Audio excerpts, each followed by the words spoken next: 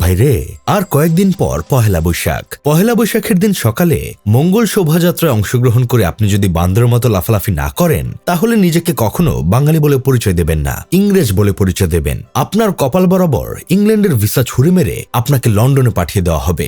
যে ছেলেরা পহেলা বৈশাখের দিন মেলায় গিয়ে রং মেখে সংসেজে মেয়েদের সাথে করবে না, শীষ বাজাবে না, পিছন থেকে চিৎকার করে বলবে না, ও কি লাগছে মাইরি, তাদের কোনোভাবেই বাংলাদেশে থাকার অধিকার নেই। যে মেয়েরা পহেলা বৈশাখের দিন লাল পাড় সাদা শাড়ি, হাতে কাচের চুড়ি আর চুল খোলা রেখে মেলায় গিয়ে ঢিং ঢিং করে হাঁটবে না, তাদের কপালে ইউরোপের ভিসা ছুরি মেরে তাদের সুইজারল্যান্ড পাঠিয়ে দেওয়া হবে।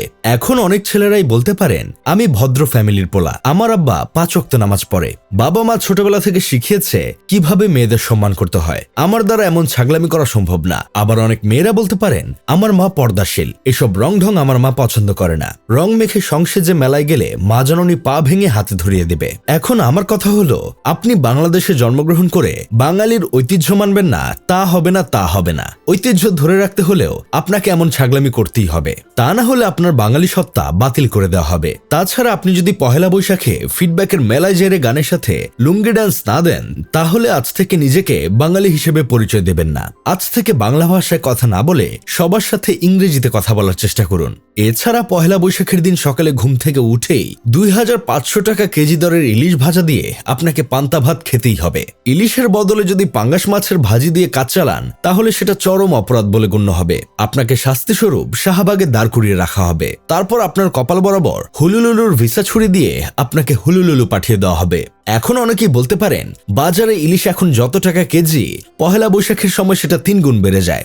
গরিব তো দূরে থাক, উচ্চ মধ্যবিত্তরাই ইলিশ মাছ তখন কিনতে পারে না। এখন আমার কথা হলো, নিজের ঐতিহ্য টিকিয়ে রাখার জন্য একটা ইলিশ মাছ কেনার টাকা আপনাদের কাছে নেই? ছি ছি ছি, আপনাদের লজ্জা হওয়া উচিত। আপনাদের মতো ফকিরের বাঙালি হওয়ার কোনো যোগ্যতাই নেই। আমরা বাঙালিরা ফকির না। আজ থেকে আপনারা নিজেদের ইংরেজ বলে দাবি করবেন। পহেলা বৈশাখ আসলে সকল বাঙালির উচিত গার্লফ্রেন্ডদের নিয়ে ঘুরতে বের হওয়া। জানি রাস্তায় কুত্তামার্কা জ্যাম থাকবে, কিন্তু তাতে কি, বাঙালি হতে হলে এইটুকু কষ্ট করতেই হবে।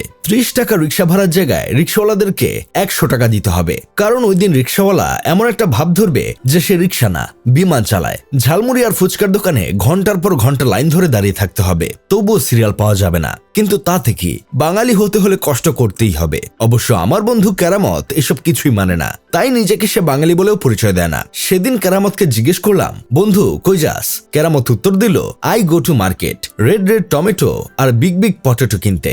যাই হোক, শেষমেশ আমি গোলাম হোসেন একটা কাজের কথা বলি। একদিনের জন্য বাঙালি হয়ে শুধু শুধু ইলিশের দামটা বাড়িয়ে কি লাভ? বাঙালি হতে হলে যে এসব করতে হবেই, তার তো কোনো ভিত্তি নেই। আমরা বাঙালি ছিলাম, আছি আর থাকবো। আমরা যে বাঙালি, সেটা আমাদের স্বভাবেই প্রকাশ পায়।